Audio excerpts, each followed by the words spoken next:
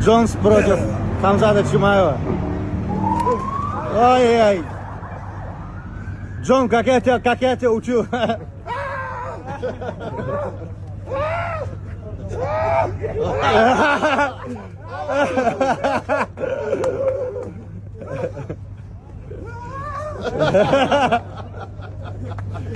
Guys, the storylines are just getting better and better and better.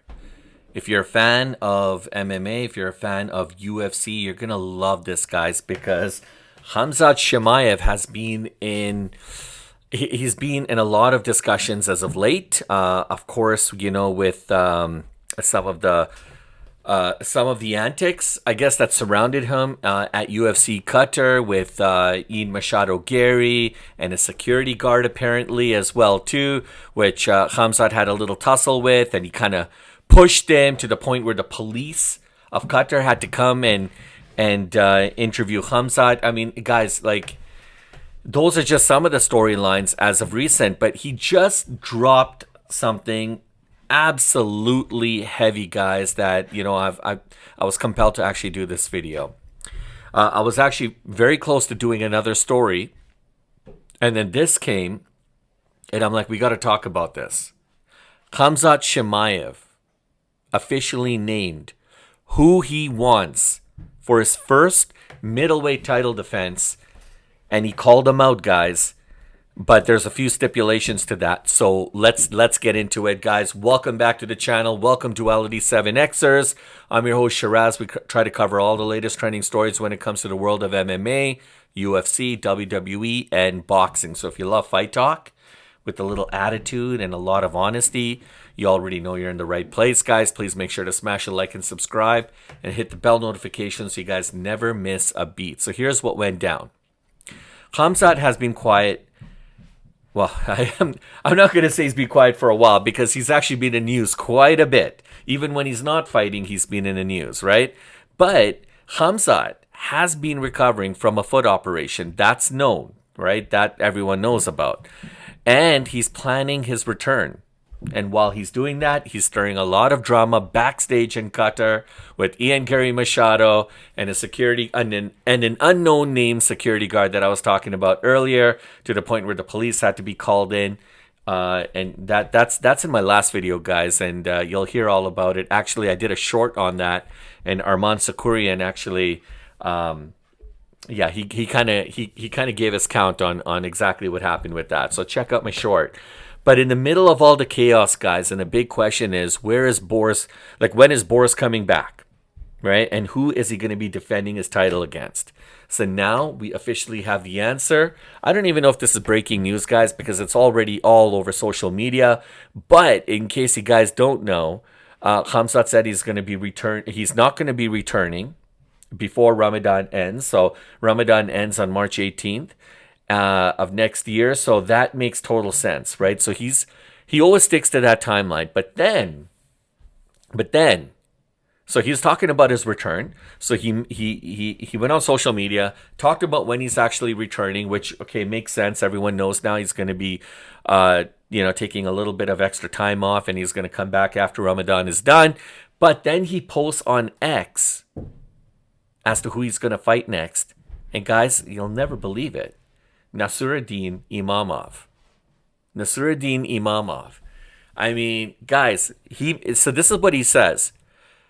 This is Khamzat, basically on Twitter or on X, calling out Nassourdine, and this is what he says to him. See you after Ramadan. You have to work on your wrestling, little brother. Bro, that's a call out. And that's a jab at the same time. He didn't say maybe. He didn't say, we'll see.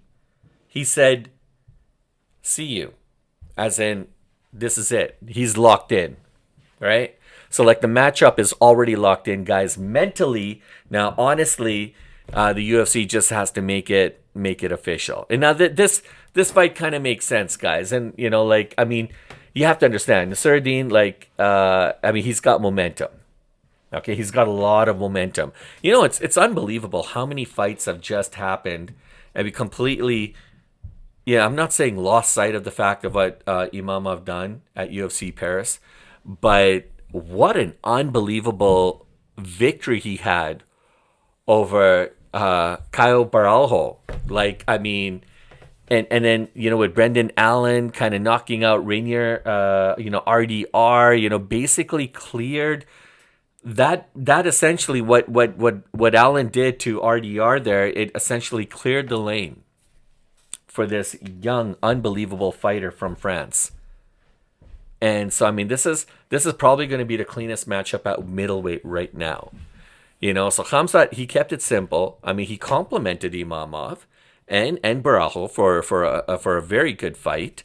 And he posted directly at Imamov, telling him to work on his wrestling. He added to the Bratishka line, which is low key respectful, but also like, a little like, I'm still your big brother, work on your wrestling, little brother. Like, so not even referring to him as a bigger brother or somebody of equal status, just kind of reminding him that he's, in a polite way, he's just not at his level, But Imamov, I mean, like that victory that he had, that was something else, right? And again, that's a lot of momentum. But I mean, you're to take now to go up against the king of the division. That's going to be an incredible feat, right? So I mean, the calling out was, this Khamzat, he's definitely respectful of Imamov. That he has mutual respect for him, but at the same time, he was also, as when I said he was kind of also like complimenting him, but jabbing him at the same time. This was Khamzat basically sending a warning signal. Classic Boris energy. All right, so this is This is Khamzat, okay? Personally, I like this matchup. I think it's going to be great. I think it's going to be good for the fighters. It's going to be good for the UFC. Imamov, as you know, he's a tactician. He's a technical fighter. He's sharp. He's young. He's got some unbelievable clean striking abilities. Very good footwork. But the gap between his striking and his wrestling is a huge margin. Okay? Whereas Khamzat, he can strike, but he prefers to grapple. But he can do both, right? So Khamzat is already signaling to little brother Imamov to work on your wrestling. Like, he wants a challenge. He wants a match. He doesn't want a one-sided affair. He wants Imamov to be ready to go and to be ready to grapple with the best of the best, right? So, I mean, this is where Khamzat dominates. This is his bread and butter. When it comes to grappling, I don't know if anyone right now can do it better than him at his weight class. And so, I mean, this is a matchup. This is a matchup. It's waiting to happen. And the real question is, will the UFC actually make it official? Because you know how this goes, right? I mean, the champion's going to say one thing. He's going to want one thing. But will the UFC acknowledge that? Will it make it work? So now that Khamzat's kind of put it out there on social media, it really comes down to the fans too, right? I mean, if there's a lot of hype about it, if it's trending, like kind of like we're talking about it right now, so if it's a trending story, the UFC picks up on it, and next thing you know, it could be signed, sealed, and delivered, right? And look, the UFC loves chaos, loves big names. And these are two very, very big names. There's, Nassourdine, like as I mentioned before, I don't have to, repeat myself, but he's an unbelievable striker, right? So you got striking versus grappling. What's going to happen? All right. I mean, there's still talk about John Jones wanting a rematch. But I mean, John Jones it's going to be hard. Like, honestly, guys, look, let's be straight up. It was really fun to see that video with John Jones kind of, joking around with Khamzat there in Chechnya. Like, you see how Khamzat kind of picks him up a little bit, and then he kind of puts him down. And I mean, it was all for fun, but still, there's like that could be a potential matchup. But will John Jones be able to cut down to 185? I don't know, man. That's John Jones is like at least a light heavyweight to heavyweight easy. For him to go down to that kind of weight, that's going to be really difficult. I could see him go down to light heavyweight, but not that. Actually, no, sorry, my apologies. I don't see it happening. I don't see it happening. But then again, it depends on how much money is on the line, and then John Jones will probably try to make that happen. But I don't know. I just don't see that fight happening. I don't see John Jones and Khamzat fighting. I mean, for now, Imavov makes the most sense. Now, what happens after that? That's a different story. If this fight happens after March, or like after the middle of March, after Ramadan is over, if he fights, let's say fights in April or something like that, would Khamzat actually be ready to be able to fight on the UFC White House card? Because that's going to be on June 14th. So would he fight and then fight again 3 months later or 2.5 months later? I mean, that'd be tough. So I'm wondering if Dana doesn't put Khamzat on the card. Sorry, if Dana withholds from putting Khamzat on a card earlier and keeps him on the White House card, that's something. But I don't know. I can't see Khamzat. I mean, that could be a possibility, actually, guys. That could be a possibility, and then we see Khamzat fighting again, possibly sometime maybe in November or December. But again, like 4 or 5 months, yeah, it's possible. It's possible. But I don't know. I don't see Khamzat going that long, like waiting till June to fight, unless it's like a super fight. So I think he could fight. I think there's a strong possibility Khamzat's not on the UFC White House card. So if Imavov actually, what if Imavov actually starts working on his grappling, and then he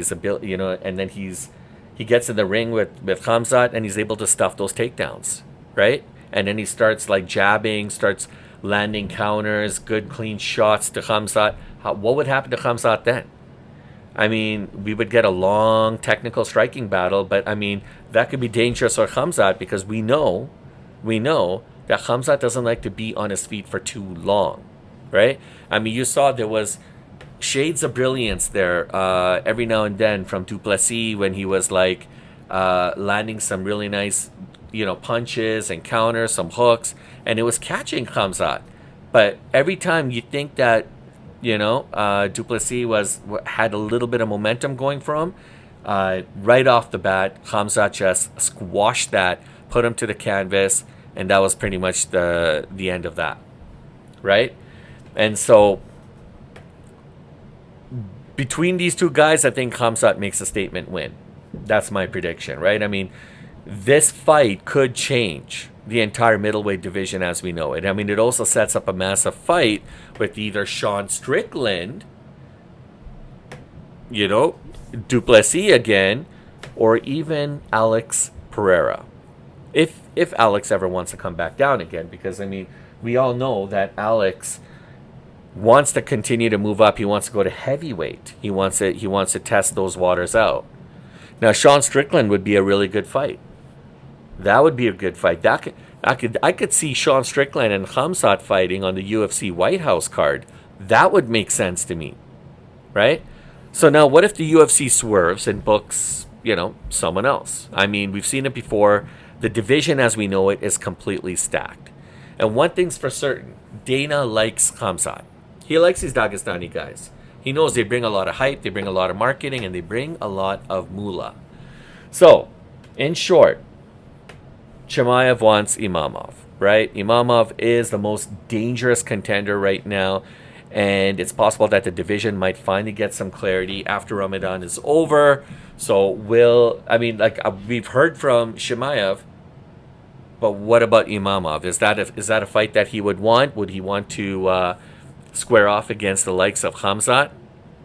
I mean, if Khamzat wins, And remember, Imamov is no walk in the park, all right? But if Khamzat wins, that would be probably one of the most entertaining fights at 185 that we're probably going to see next year.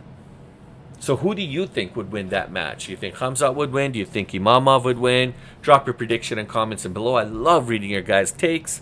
And look, if you're into real fight talk, no sugar-coated stuff, guys, here, if you please smash the like and subscribe. Join us here on Duality 7X for more fight talk, UFC, WWE, MMA, breakdowns, all kinds of breakdowns. We're growing fast, guys, and we want you to be part of the squad. I look forward to reading your comments. And, of course, guys, I look forward to seeing what storylines present itself for tomorrow. So, thank you guys for joining us. We'll catch you guys on the next one.